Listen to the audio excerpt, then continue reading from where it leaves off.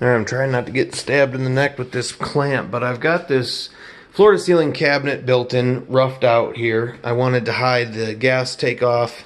It's just awkwardly 3-point cross gas supply here, left for the old location of the forced air, right for the old other forced air, up for some reason too, I don't understand. So we are going to probably replace with an elbow, go right, and go right along the top of the baseboard like before. And I can't get this too exposed in here, but there's the new forced air location is there, and we'll clean that up. But I wanted to place and size this cabinet appropriately. I wanted to go a little further right because I wanted to eclipse this connection where you roll out with the copper and get started on top of the baseboard and have that rollover happen inside the cabinet. Because then when you paint that copper in and everything, it just disappears to your eye and you never notice it does that. But I think it would crowd, not only would it crowd the white space of the wall between trim and this cabinet, I just had this piece of veneer plywood 3/4 left over from my buddy Chris that built a desk for himself at work. That's actually the tape left over from protecting the veneer from the cut that he made to make the desk. It's just been hanging out in the shop. Anyway, I had this piece and it was this width, so I couldn't go any larger. And what I'm gonna do is just pocket hole cut 2 openings out of it and call it the face frame, where normally when you have a face frame in cabinetry, it's made of sticks of 3/4 inch lumber. You know, this one passes and these 2 butt into it, and it's tick, tick, tick, tick, tick all around. And that keeps the grain oriented correctly. That's a real nice face frame. I'm not gonna fiddle fart around with all of that. Just gonna cut 2 holes in this plywood, call it face frame. I got these 2 doors, and this will create a nice little hideaway cupboard for the electrical service as well, which is an old fuse box. And I wouldn't mind it so much if it was mounted correctly, but all this goobery business here is kind of ugly. So it's the least I could do is cover this up. And I had the doors, and I've only been at this a couple hours, so I'm going to leave a wide, I'm going to do crown at the top. This is more than 8-foot ceilings, and this is a 96-inch piece of plywood, so I gapped it down enough just to be able to hide that with some crown on the cabinet only. And that gets me here at the baseboard, so I can add another piece of this. I have more of it, it's just obviously not contiguous, but I'll add another piece to get me out to that plane, and then I'll run around it with baseboard over to the corner and with shoe mold again, and then the inside corner that you caulk very lightly will work out right at that seam, and you'll never know that I added a piece, and this will be one contiguous piece. And as far as placing the doors, I've been playing up and down with them. I think it's important to have a little bit more horizontal fascia after the crown as far as space than there is to either side. And then I was going to justify the higher door up and the lower door down and make like a hole in here with a shelf, but that got messy, and you can see in here again. So I'm going to just start the one and then justify the second lower door to it, and it'll make more of a bucket or a receptacle opening.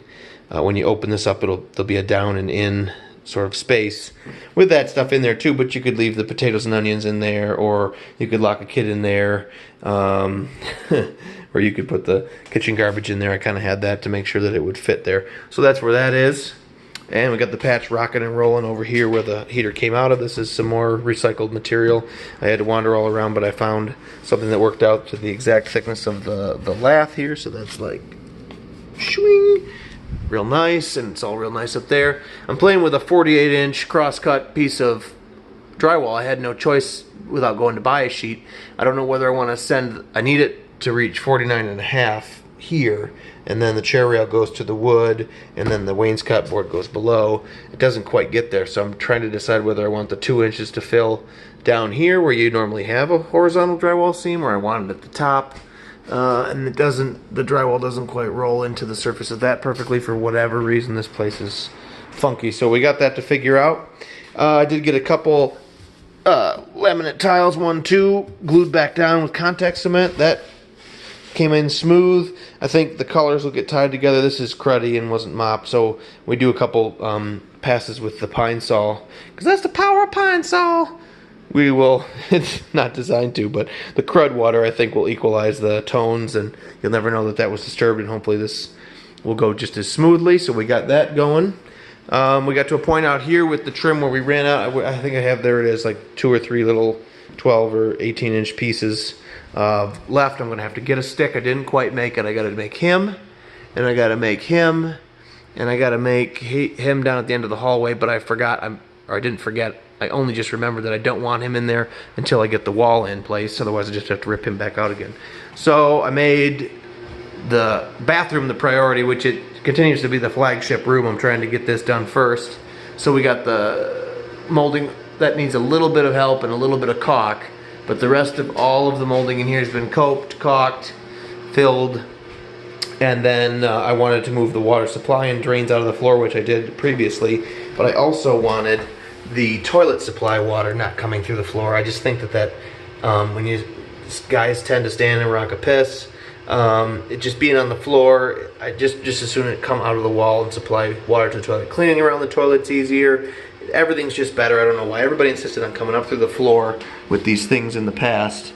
It's just asinine, especially when you had to sweat copper. So anyway, I figured I would do, again, I'm making an access panel right at the segue between baseboard, which I've discovered is clapboard. That's why it's a weird profile. It's actually, it appears to be a 1/4 inch here, which is why 1/4 inch plywood will work. I didn't have any here, so that's what I used. But it actually grows to almost half here because it's a clapboard. It's a cedar clapboard that somebody stuck on the wall. I don't know. Anyway, I popped that off and I dug down in here enough to change the water supply location to route it up through here and do the same thing I did before, which is to reach through the hole and stick the drop ear. Put the drop ear on with a PEX clamp on the PEX, fish it up in there, reach through the hole and screw it to the back of the plate panel wall or yeah, what's the word I want? Plank wall, and then cover everything back up here and just caulk back across that. It'll be a nice decorative chrome flanged shutoff valve, just like those chrome shutoff valves, and then do a little flexi hose supply to the water. And at that point, oh, and then I buttered in and closed in around the stub outs a little bit better so that the flanges actually cover those. I have a little bit of softening that trowel marks to do. Oh, and the door, I got the door jam all back together again. I took the hair's breadth off of this face to create, why was that? Oh, because I had to move this, what did I do here? I forget. I had to move the jam back, so the trim had to get thinner. It didn't need to get thinner this much. I could have made it just thin enough to fit back in there perfectly. However, I ran into the fact that this area here had some other latch, and it had like a piece of wood installed with several nails and blended. This whole piece is like multiple pieces. It's just this fiddly thing that I didn't want to have to remake, so I overcut it, send it flush here, and I'll make up this with some kind of filler or something just to get back with the opening perfect for the latch and have everything just right, because the other piece split, if you remember, and I had to completely rebuild it, and I'm trying not to spend any money here. So where do I get a true 1 inch thick piece, or it was like 7/8 or whatever this was. None of the 3/4 looked correct, especially when you're playing this game with it being inside the plane of the drywall. If I went with 3/4, there'd even be less of a return there or anything. So I didn't want to go out and buy a clear 1 inch board. I had old treated deck boards, which are clear pine. They're usually not, well, I guess the deck boards itself is #1 pine, and it is 7/8. So it worked great. I took the bull nose off both sides of it, ripped it to the size I wanted, and installed that to replace that split piece. This is left over from another project, so I didn't spend anything there, which was cool. And so things are coming together. I can't think of anything else that's going on right now. Oh, the vanity and stuff is downstairs. I'm about to do a video on refinishing that lightly and putting a 2-part clear coat on to protect it from water damage. But that's where we're at now. Look at the sun's going down. And we're going to probably log a few more minutes here and rock a cleanup and pack up, but stay tuned.